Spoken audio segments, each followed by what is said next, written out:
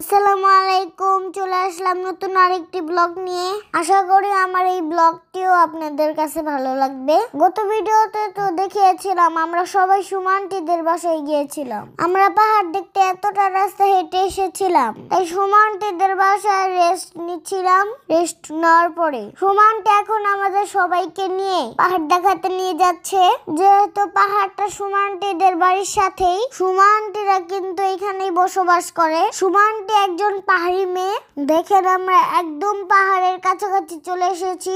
এই চারদিক দেখছেন কত বড় বড় উঁচু উঁচু পাহাড় আর পাহাড়। এটা হচ্ছে পাহাড়ি ছড়া। এই গ্রামের মানুষ এইখানেই গোসল করে। এই পানিগুলা কিন্তু ঝর্ণার পানি। দেখেন কত স্বচ্ছ পানিগুলা। এই কনকনা শীতের মধ্যেও একটুও শীত লাগছে না।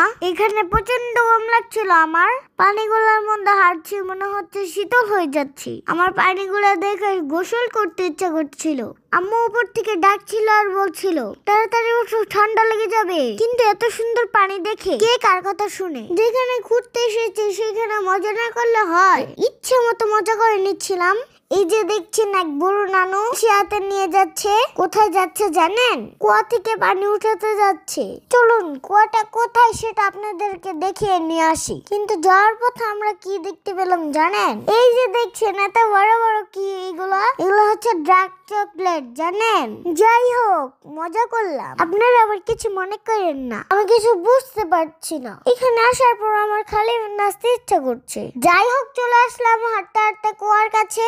এই যে দেখছেন গর্তটা, এই পানিটা এই গ্রামের মানুষ খেয়ে থাকে। যেহেতু পাহাড়ের সাথে গ্রাম, এখানে কল মোটর কিছুই বসাতে পারে না এই পাথরের কারণে। তাই এরকম কুয়া করে এই পানি খেয়েই তাদের জীবন যাপন চলে। যেহেতু বাইরে অনেক রোদ ছিল আর আমরা প্রচুর পরিমাণে হাঁটাহাঁটি করেছি, আমার গলাটা একটু পরে পরে শুকিয়ে যাচ্ছিল।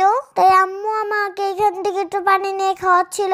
পানিটা আসলে খুব টেস্টি ছিল, গন্ধ ছিল না, একদম ফ্রেশ পানি। প্রথমে একটু নাকচ করতেছিলাম, যেহেতু পানিটা খোলা ছিল তাই আমার একটু খারাপ লাগছিল, কিন্তু খাওয়ার পর আর খারাপটা লাগেনি। এই যে পাহাড়গুলো দেখালাম, এগুলো সবই ইন্ডিয়ার পাহাড় ছিল।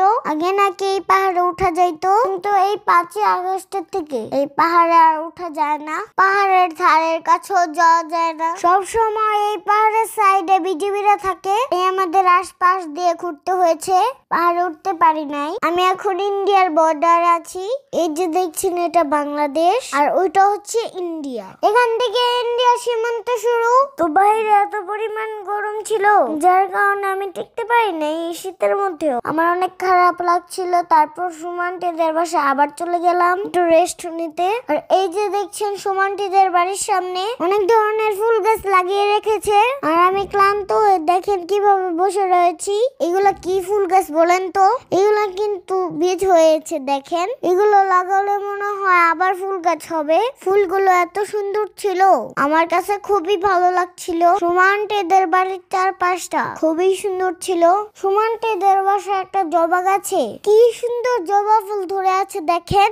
একদম মনে হচ্ছে ফুলের রাজ্যে আছি আমি। আম্মুর জামার সাথে তো ম্যাচিং হয়ে গিয়েছে।